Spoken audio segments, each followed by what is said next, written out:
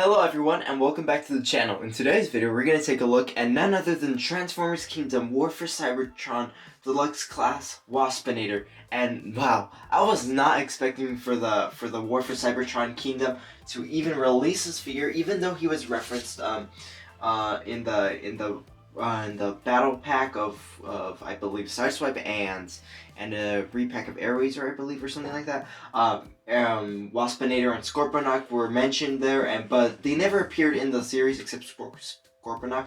But I cannot believe that they released a Waspinator figure, and honestly, I think it's really cool that if you have Waspinator, Scorponok, Black Arachnia, Dinobot, and the Beast Megatron, you have like the whole Predacon original cast and everything. And I think this figure is just one of the best figures we can get as of 2021 for a Predacon. So let's get to the review. In this review, we're going to take a look at Waspinator. We're going to take a look at all the qualities he has. We're going to take a look at the box, his collector's card, and we're going to transform him, do size comparisons and whatnot, and take a look at our articulation. So without further ado, let's take a look at Waspinator in a closer look. So here we have Waspinator, and wow, even on this camera, it just looks really cool. The eyes of the regular robot head mode just look amazing, and I believe they do in fact have a transparent piece of plastic that under some lighting we can see it lights up a little bit. At some angles it does, some angles it doesn't, but this figure is just really cool. I got this figure for Black Friday of 2021.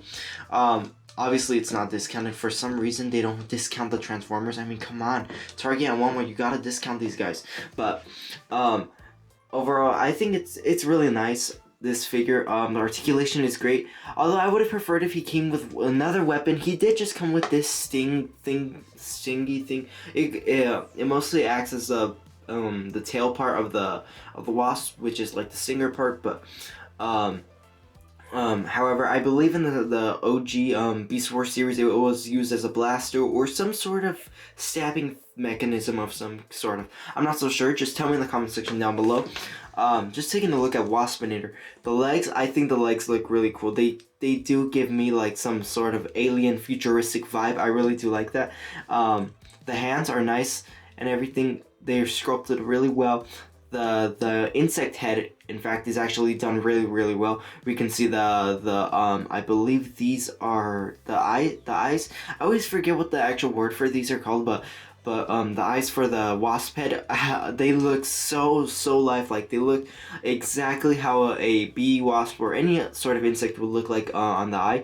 And I think the mandibles also look great. Taking a look at Waspinator's head, I think it looks accurate to how we see him in the Beast Wars cartoon and everything. I think that this guy, compared with the other Predacons, looks really cool. The articulation for Deluxe is actually really well articulated. He has a hinge joint on the shoulder, swivel on the whole arm, swivel on the bicep, hinge on the elbow, which could go way past 90 degrees. This arm right here, which is mostly for the leg of the Wasp mode, can move, and I believe there is wrist rotation, but it is slightly restricted a little bit. But overall, it's really good. The head, it's on a ball joint, so it could look up, down, tilt side to side, go left to right, do a full 360 if you want. The legs, they are on, I believe, hinge joints as well, so they can do the splits. Mushroom peg right here, which they could move around like this. Hinge joint on the knee, which could bend past 90 degrees. We have a hinge joint at the foot and another one on the foot, on the sole of the foot and the regular foot itself. And there is a lot of articulation. And we have I believe a swivel joint, I believe, for the foot itself. So overall, this guy is really well articulated.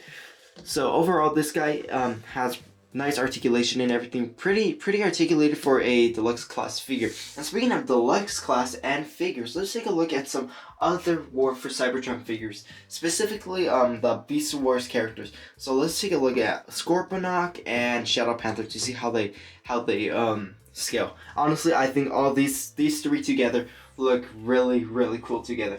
I'm not gonna include Dinobot, but I think if Dinobot was right here in this scenario, I think it would look way cooler. You know what? I'll just include Dinobot while we're already here. So we can see how Dinobot does look like with the rest of the Predacons, and I think he looks really cool. He looks very menacing, looks very villain-like compared to the other Predacons, and I think they look really cool. For another size comparison, let's do a Air Razor size comparison for a winged character size comparison. We can see overall the size difference. I think Air Razor, she's a bit taller than Waspinator, so overall Waspinator pretty nice, decent comparison right here between these two figures.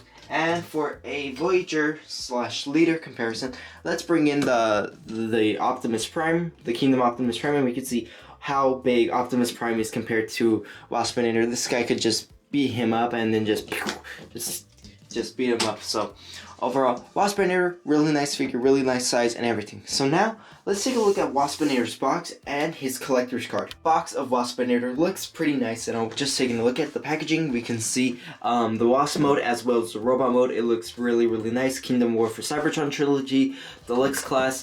We can see right here transforms the 20 steps from robot to Wasp mode. Right here it's that same Kingdom artwork, and I barely did notice this, that if you look right here on the Galvatron area, one side of this ray right here, this little green ray, one side is Galvatron and one side is Megatron. So there is a difference if you haven't noticed. I'm not so sure anyone really noticed that, but if you guys did, tell me in the comment section down below.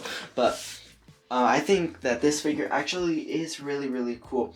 His collector's card, I was really surprised at this collector's card. I finally got all 3 variants of this card. So this card was he came with the Optimus Prime card. I've previously got the Optimus Prime where he is in the Dead universe, and one where he unites with the Maximals. So yeah, the one where he unites with the Maximals is mainly the most truthful one.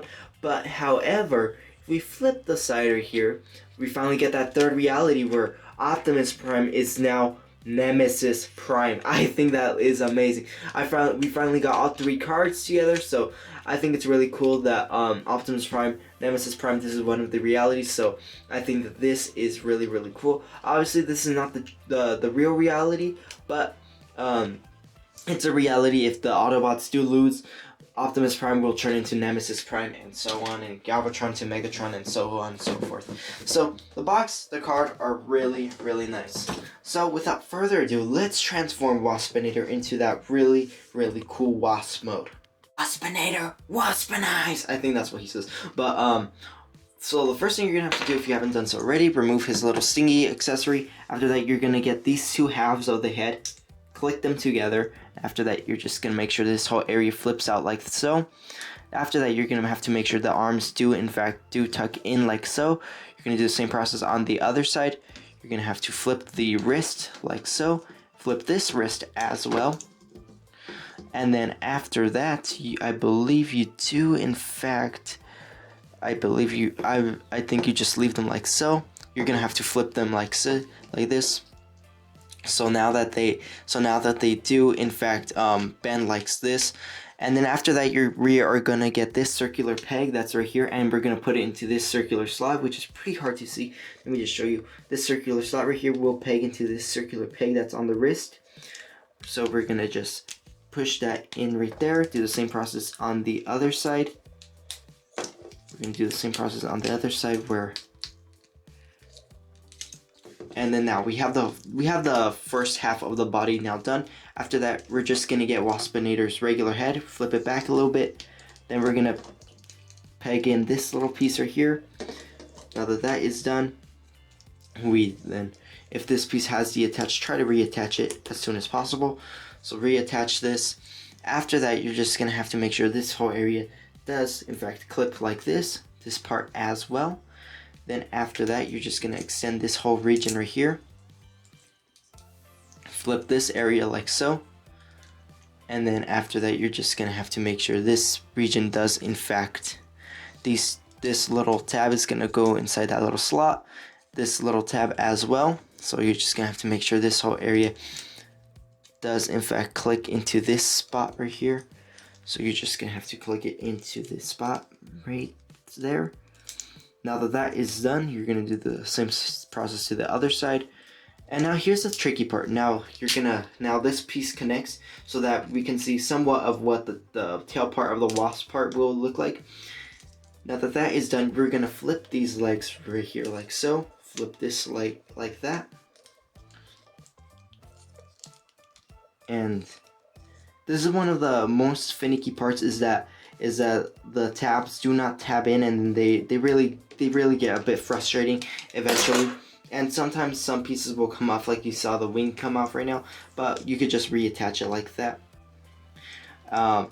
So now with that being done, now let's just reattach the wing so that he could have that finished Wasp look. So now that we have this done, we are gonna attach this piece on the tail.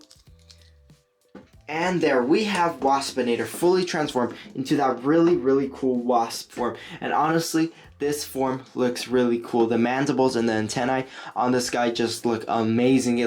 This looks like an actual wasp a little bit. Now there are some areas right here which I do not really like, but I feel like this is the best Hasbro could do for their first their mainline release of Waspinator, and it's been over maybe 20-30 years since the Beast Wars series. I'm not so sure, but I think that this is the best Hasbro could do, and it looks absolutely amazing. You could have the wings in any position you want. You could have them like this, so that it's in like a neutral position, and then right here it's in a ready to fly position, and you could have it like this where he's already flying, and then you could just flip the wings up and down if you want. Obviously we can't go really fast, but if you want, you could have this guy just soaring about and everything, and I think he looks really cool with the other Predacons. So here we have Waspinator being compared to Scorponok, and I think the scale actually does look pretty nice, and I'm not so sure if accurate to an actual Scorpion and an actual Wasp. I'm pretty sure it's not, but I think to the Beast Wars cartoon, I think it looks kind of accurate, and I think that this looks really cool. I did not bring Shadow Panther in for a comparison because he wasn't really worth the comparison right now, but I think that these two figures look great with each other. They look really cool and really menacing. And if you do have Black Arachnia, unfortunately at the moment I do not, but I will try to get her as soon as possible. If you do have Black Arachnia, Predacon, Megatron, and Dinobot, and Shadow Panther, and many other Predacons, you can have a whole Predacon team, and I think it looks really cool. You could have Black Arachnia there, and even with that new rumored Legacy Tarantulas that's coming soon, we can finally have the whole Predacon cast now finished, and Pterosaur with the new Kingdom Golden Disc pack. So yeah, these figures look really cool. So now let me give you my final thoughts of the Transformers Kingdom War for Cybertron Waspinator. So some final thoughts for the Transformers Kingdom War for Cybertron K34 Deluxe Class Waspinator. Overall, a really good and really fantastic figure. Obviously, I had to pick this guy up. It was just amazing. This figure will actually be so amazing. He'll be probably the main ones on the shelf, and I think this figure looks really great. The amount of paint on this figure, the amount of detail on the wings, especially, I did not mention that the wings are really well detailed. Everything on this figure is so well detailed. It just feels like this figure is just kind of like a masterpiece, but just smaller. But I feel like this figure was really good, kind of like the Studio Series 86 Hot Rod was, how that figure was really good. I feel like this figure is great like that as well. So, some final thoughts. This figure is about a 10 out of 10. A must-have figure. I really do enjoy this figure. It's really nice and everything.